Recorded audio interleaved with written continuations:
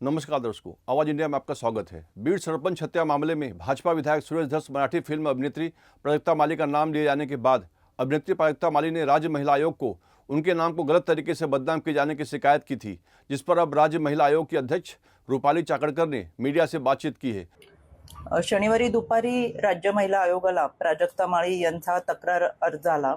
यामध्ये त्यांनी गेल्या 1.5-2 महिन्यामध्ये वेगवेगळ्या यूट्यूब्स असतील, त्याचबरोबर पेज असतील आणि काही अश्लील आणि अश्लाघ्य भाषेमधले कमेंट्स असतील याची नोंद करत राज्य महिला आयोगाकडे तक्रार दिली आणि त्यामध्ये सांगितलं की या तक्रारींमुळे आणि ज्या पद्धतीच्या कमेंट्स केले त्याच्यामुळे त्यांच्या वैयक्तिक आयुष्यावरती, त्यांच्या करिअरवरती त्याचा परिणाम तर होतोच आहे, पण अतिशय वेगळ्या पद्धतीने जी विधानं केली गेली त्याच्यामुळे चारित्र्य हनन करत खऱ्या अर्थानं याचा प्रचंड मनस्ताप पूर्ण कुटुंबाला देखील होतोय।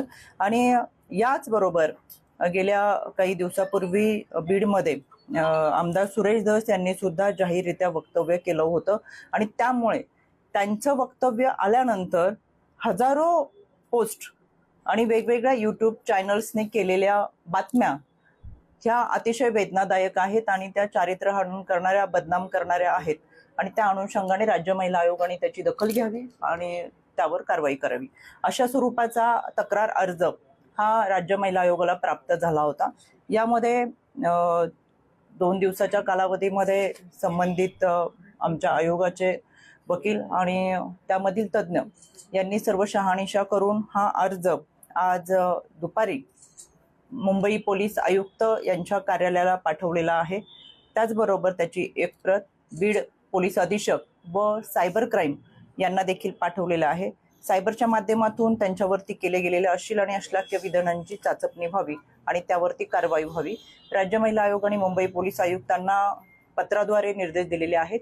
संबंधित तक्रार अर्जाची आणि घटनेची चौकशी करावी आणि त्या अनुषंगाने कारवाई करून केलेल्या कार्यवाहीचा वस्तुस्थितीदर्शक अहवाल हा राज्य महिला आयोगाला सादर करावा।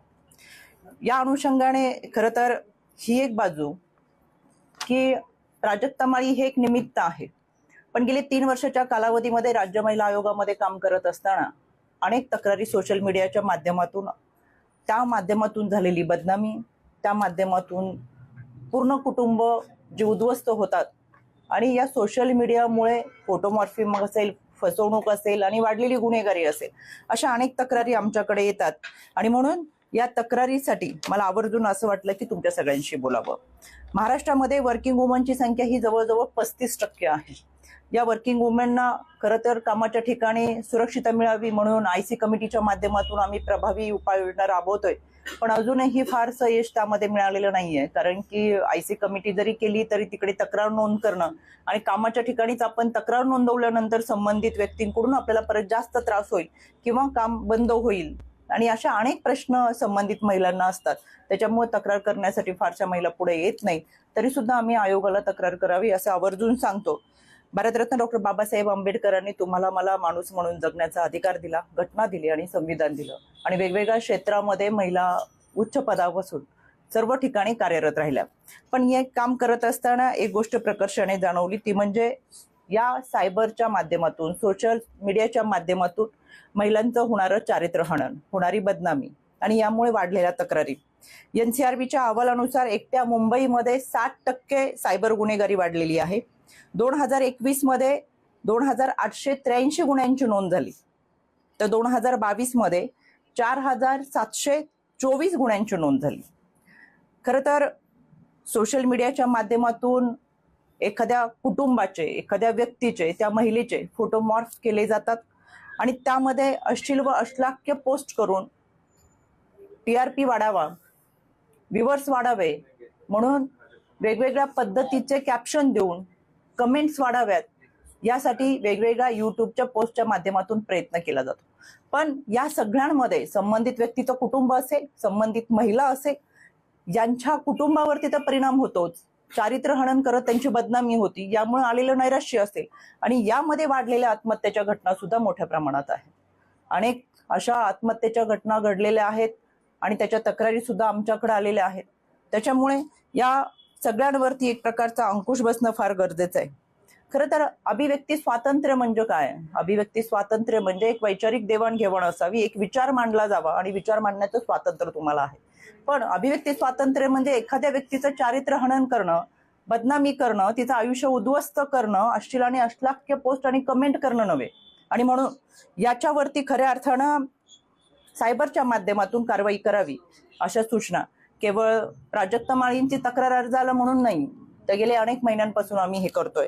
आणि म्हणून मला असं वाटतं लोकशाहीच्या या व्यवस्थेमध्ये माध्यमं असलीच पाहिजेत. शेवटी माध्यमांचा आवाज हा सगळ्यांकडून जाणवलाच पाहिजे. पण डिजिटल माध्यमांमधून ज्या पद्धतीने कोणतीही नोंद नसलेली आणि अशा पद्धतीची जी युट्यूब चॅनल निघालेले आहेत त्यांचे व्ह्यूअर्स वाढवण्यासाठी ते वाटेल तसे पोस्ट आणि कमेंट करतात. त्याच्यावरती निश्चितपणाने येत्या काळामध्ये आळा बसेल. सायबरच्या माध्यमातून त्यांच्यावर कडी नजर असेल आणि कारवाई केली जाईल. मला आवर्जून तुम्हाला काही फोटो या अनुषंगाने दाखवायचे आहेत. खरं तर मला हे फोटो दाखवताना या लोकांची काळजी देखील वाटते. मदन खामकर म्हणून आहेत, BSNL कोल्हापूर इथे उपमंडल अभियंता या पदावर त्यांनी काम केले. आता VRS घेतले. पण या व्यक्तीने आपल्या सोबत महिलेसोबत म्हणजे पत्नीचा फोटो असेल तो पोस्ट केलाय, पण अतिशय अश्लील आणि अश्लाघ्य अशी कमेंट केलेली आहे. मला आवर्जून का दाखवायचंय? कारण की या विकृत लोकांचे चेहरे समाजाला समजले पाहिजेत आणि विकृतीमुळं समाजामध्ये खऱ्या अर्थानं वासनाधंद लोकांचे सुळसुळाट झालेला आहे. यामध्ये दुसरी व्यक्ती आहे आशिष पवार, यांनी दिले मेरी बेटी मेरा अभिमान आणि स्वतःच्या मुलीबरोबरचा फोटो आहे. आता मुलीचा फोटो आहे म्हणून मी ते दाखवत नाही, पण यामध्ये ही व्यक्ती आहे. मला त्या मुलीची आता काळजी वाटते. अतिशय अश्लील अश्लाघ्य पोस्ट वाचू शकणार नाही अशा पद्धतीची पोस्ट आणि कमेंट या माणसाने केलेली आहे. आणि या मुलीसोबतचा फोटो असताना त्या मुलीला तिच्या परिवाराने आता या माणसापासून जपलं पाहिजे. मला त्या कुटुंबात असलेल्या मुलींची काळजी वाटते, त्या कुटुंबात असलेल्या बहिणींची काळजी वाटते, त्या कुटुंबाच्या जवळपास असलेल्या महिलांची काळजी वाटते. यामध्ये ॲडव्होकेट किशोर तळेकर हा बीड जिल्हा न्यायालयामध्ये वकील म्हणून काम करतो. यामध्ये स्वर्गीय बाळासाहेब ठाकरेंचा फोटो प्रोफाईलला वापरलाय आणि अतिशय अश्लील आणि अश्लाघ्य कमेंट त्यांनी त्या पोस्टवर केलेल्या आहेत. धनंजय ढेरे पाटील म्हणून आहे, हा माणूस करमाळ्याचा आहे. करमाळ्यात तिथे संबंधित राजकारणी व्यक्तीबरोबर त्याचा फोटो आहे. मला आवर्जून हे फोटो दाखवायचेत. हे फोटो प्रसिद्ध झाले पाहिजेत महाराष्ट्रात आणि त्यांना समजलं पाहिजे की आपण जी भाषा वापरतो त्याच्यामुळे कुटुंब उद्ध्वस्त होऊ शकतात. आता ही व्यक्ती जिथं राहते त्या भागातल्या महिलांची काळजी वाटते, म्हणून यांच्यावरती कारवाई होणं गरजेचं आहे. धनंजय ढेरे पाटील लिहिलेलं आहे